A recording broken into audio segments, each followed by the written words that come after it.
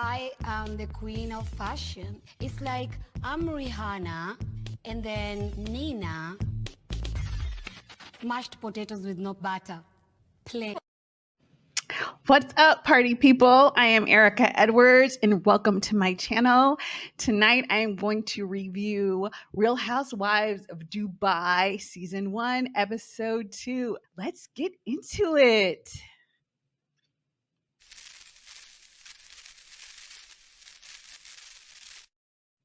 You guys, let me know your thoughts. What did you think of this episode overall? I am totally loving the women of Dubai and specifically Chanel Ayan. I am loving her. If I mispronounced her name, that does not take away from my true love. Let's take a look and see what was going on this episode. Let me put my disclaimer out here.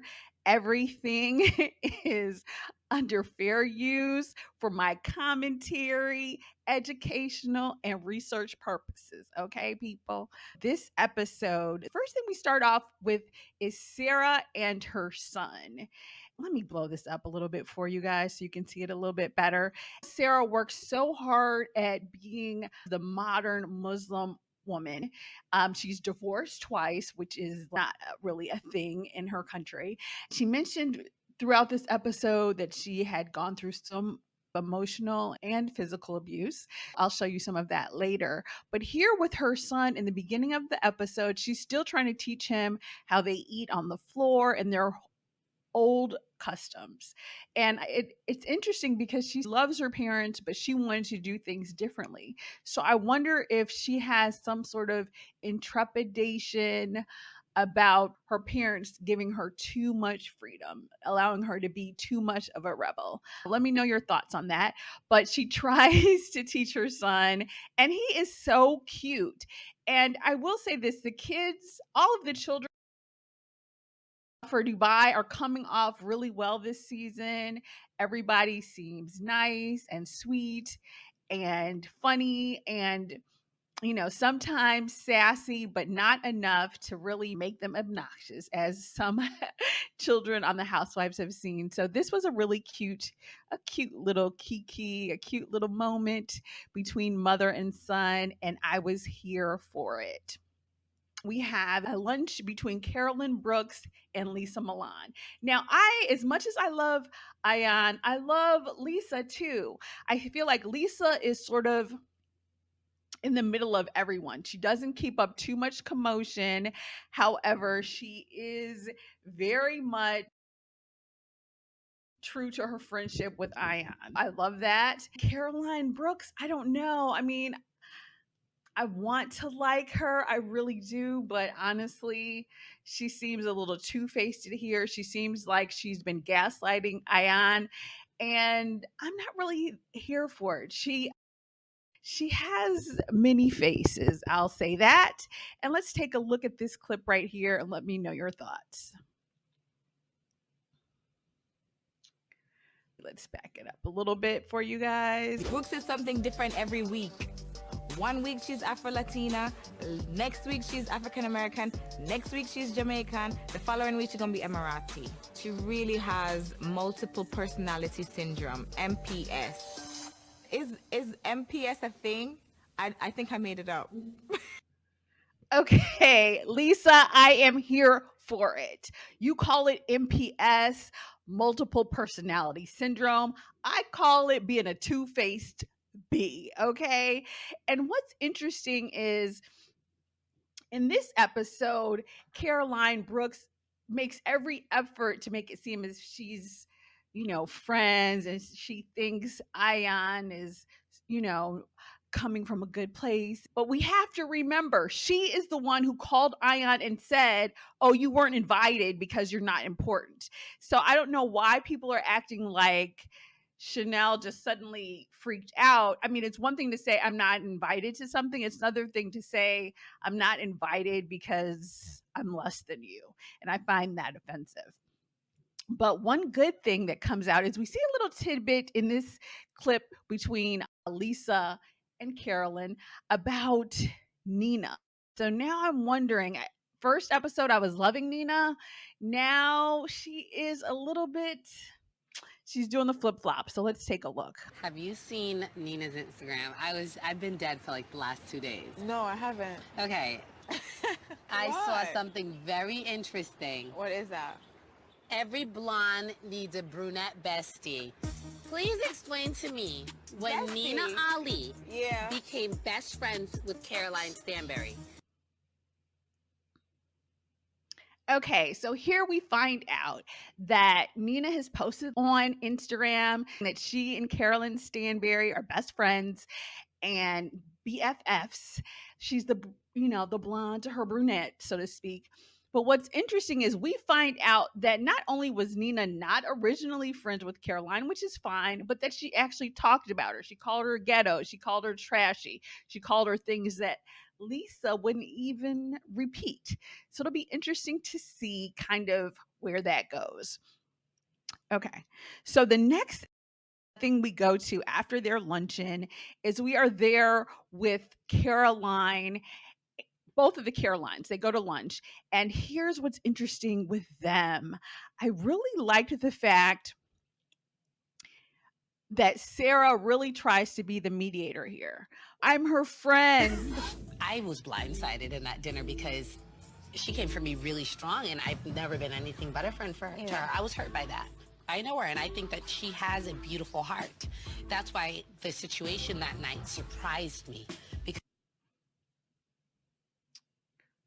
What? Why are you surprised, Caroline? You called her and said she wasn't invited because she wasn't good enough or because the other Caroline didn't think she was important. And now everybody's so shocked about why her feelings were hurt. And then on top of that, what did you all think at the dinner? To me, you don't invite me to something, but you think I'm going to sit here and listen to you talk about it all night. Now, I will admit, Ayan's response was rude, but they were also rude for just talking about something that she wasn't even invited to the whole time. And no one kind of really had her back on that. So, one thing I like about Ayan a lot is that she's straightforward and she's to the point and she is, authentic. The next thing we see is when she has lunch with Nina to apologize. But what I like about Chanel is she holds people to the fire. You know what I'm saying? She doesn't let people back out of things. And in her luncheon with Nina, she doesn't back down. And I like that. I can respect that. Drama that Check her. happened the other night, and I just wanted to apologize because honestly, you went so hard on that dinner. Yeah.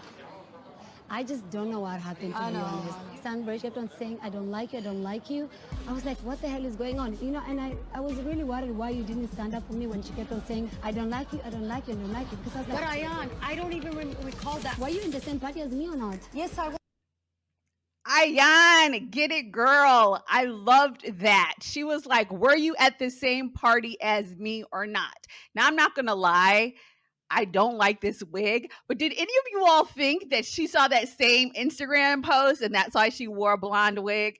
So one thing I liked in this scene here is that Ayan was like, okay, were we at the same party? And that's what I'm wondering about her and everyone, because first of all, Stanbury was like, oh, you can't call me Stanbury, even though everybody else, they all refer to each other primarily, except for maybe Nina and Sarah, by their last names. They always call Caroline Brooks. They always call the other Caroline Stanbury. But Stanbury was coming for Ayan from the beginning. And then this whole, yeah, I didn't invite you because you're not important. I'm sorry, where is that not rude or offensive?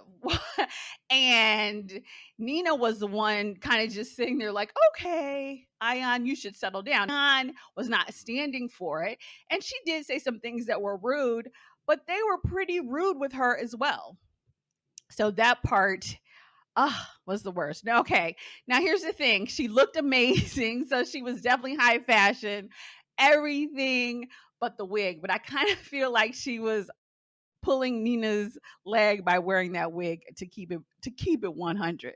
So let's go back to the photos. Okay. So after the luncheon with Caroline and the girls, there's a scene between Caroline and Sergio. She takes Sergio jewel shopping. She tries on this necklace that's like $5 million, and she tries on a watch that's $2 million, to the point that right here, Sergio, he's so happy. The toy boy has hit the jackpot. He starts crying, people. Now, is it just me, or does he seem like it's a little sugar in his tank? You know what I'm saying? Like, he's very fine and he's very sexy, but I'm sort of feeling he can bat for any team he wants to. That's all I'm going to say. No shade. He's very, very fine and sexy. Now, I have a little bit of sort of background on Caroline in the news and gossip section. But what's interesting is Caroline tries to act like, oh, everybody in Dubai has worked so hard, but all of the women have been married to very, very wealthy men. And I'm not going to lie, she's reminding me of the Diana from Real Housewives of Beverly Hills. You know what I'm saying? You marry young, you put in your time, kind of like Erika Jane did. You put in your time, and then once you divorce and you get your hundred millions of dollars and can live life right, you buy yourself someone half your age. Well, you can't buy people, but you know what I'm saying. When you get a toy boy, you get one that's young and sexy that you can afford to buy great things for. So yeah, that was a cute little segment. So we're doing everyone's Thanksgiving dinners. Now, what I really liked about this episode is we finally get to meet the husbands. And here we have Nina and her husband and Sarah. So she invites Sarah over, and Nina fixes sort of a Lebanese, excuse me, Thanksgiving dinner. I'm going to tell you guys straight up, all right? Nina's husband is giving me straight zaddy vibes. He is I think he's sexy. I started off being a banker and I got in the hotel business. Okay. And then I sold all these businesses when I learned about cryptocurrency and Bitcoins. Wow. I don't know if it's the way he said Bitcoins, but I am here for it. Okay. I'm like, he is sexy. Now, here's one thing I don't understand. One thing they discuss is he says when he first met Nina, he had nothing. Okay. And then when they get together, Nina's still living in Austin, where she grew up, and he's flying to Austin, Texas from Dubai every couple of weeks. Now, if you say you have nothing, you're living in a studio, how are you getting to Austin, Texas in the US from Dubai every few weeks? Like, I don't even understand that. Make it make sense. That math right there isn't quite adding up. He's saying, oh, I had nothing. So maybe their nothing ain't our nothing. You know what I'm saying? Or I should say my nothing. Like, when I don't have anything, that means my rent's not getting paid. I'm certainly not flying across the world every 2 weeks. So, maybe he had a buddy pass. I don't know, but make that make sense. Okay. So then we also go to all I have to say is Ion brought me to tears a couple of times this episode, honestly. But one was when she brings the goat to the family. That was such a touching scene. She brings a goat, and I am right here with Lisa. My family is from Antigua. I love Manish water. Curry goat is like my favorite thing. So I was like, woo, she brought dinner. But when Ion takes the time to really explain why she has the goat and why she brought the goat to dinner, I mean, it is such a touching scene right here. Yeah. If somebody shows you love and you invite my family to your house, you give them something that's so special to you. Aww. So in our cultures, like goats are so important. When you get married, you get goats. When you get engaged, you get goats. Oh, and you were there for me so much a few nights ago when I was in a bad place. Lisa is really like ride. She rides for me. I ride for her so hard.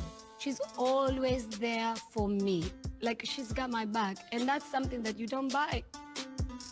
She just loves me and I love her. I loved that. To me, that is what truly seems like an authentic friendship.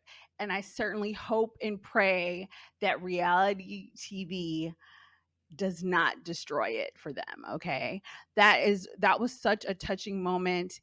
And, even when she discusses the things she's going on, they're happening with Caroline and with Nina. And what's interesting is in this particular segment, when she's talking to Lisa about Nina, you can tell that, Ian didn't buy kind of what Nina was trying to sell at the dinner. And it'll be interesting because I feel like she can see that Nina, is trying to play both sides. As a matter of fact, she calls Nina a flip flopper, and that's exactly, she sees Nina for who she truly is. And that is interesting. So the last scene of this episode is also an Ion scene. But, Sarah was like, oh, we need to leave her better than we found her. And she's a life coach and all of this. So Ion comes over. And this is the last clip I have for you guys, is the scene between Ion and Sarah, which is also one that's really touching. And they talk to each other about kind of where they're from and what they've been through. So let me get that for you here.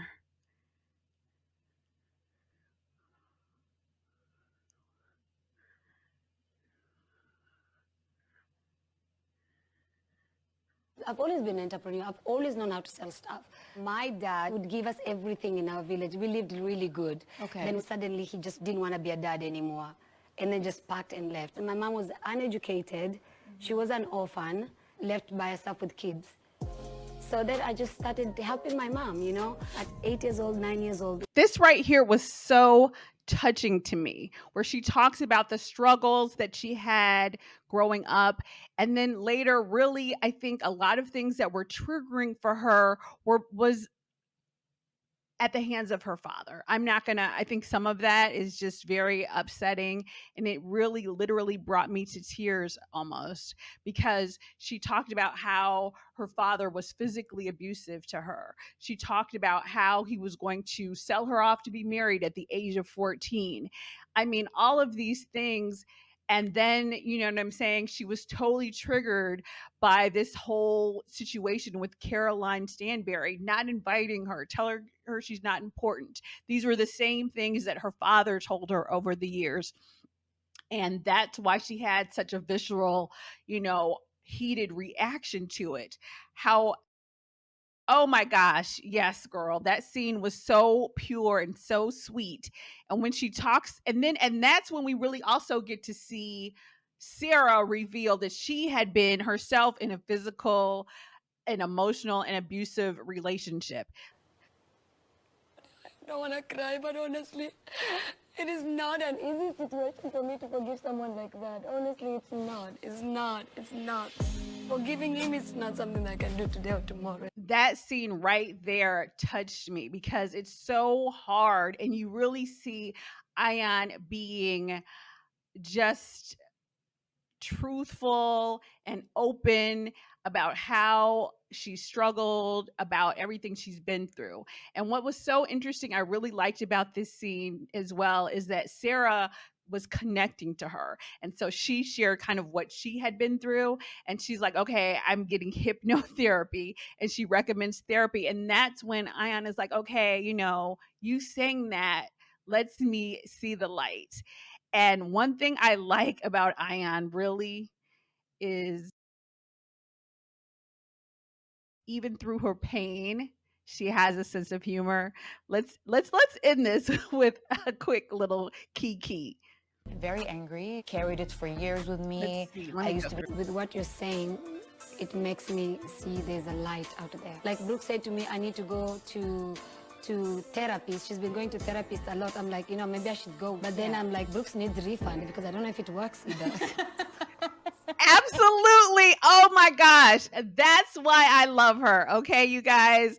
That's why I love Ayan, because even through her pain, she keeps it 100. She can still crack jokes. She still has a good kiki. And that's the truth. Like, she knows who Brooks is too. Brooks is going to therapy, girl. You need to keep going because you're still doing the two-faced multiple personality thing. You guys, thank you so much. Now stay tuned for a little news and gossip.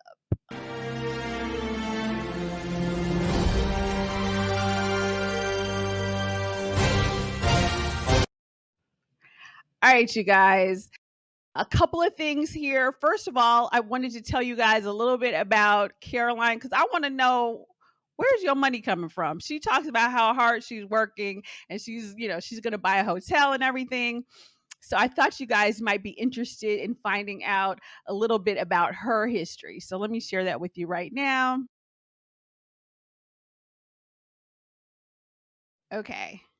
So now here is a picture of, let's see, can you guys see that? Okay, sorry. All right, here we go. Here we go.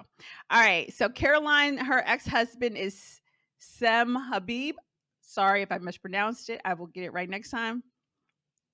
And